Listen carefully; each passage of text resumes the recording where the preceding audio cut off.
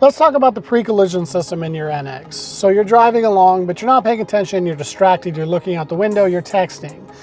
Person in front of you slams on the brakes. The first thing that's going to happen is this screen right here to the left of your speedometer is going to turn red. It's going to say brake, and it'll begin to beep at you to get your attention.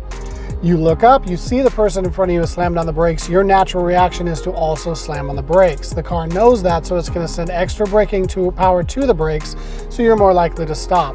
However, if you don't have time to react, it will automatically apply the brakes and slow you down by about 25 miles per hour. So what is that going to do? It's going to buy you some time.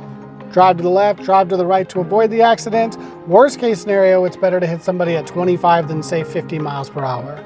Now there are no lights or anything indicating that this is turned on because we want to make sure it's always turned on. However, if it is turned off, you're going to get this bright yellow symbol here that looks like two cars crashing together, indicating that it is turned off. So you need to make sure it's turned back on over in your screen, pre-collision system. Make sure that it is turned on.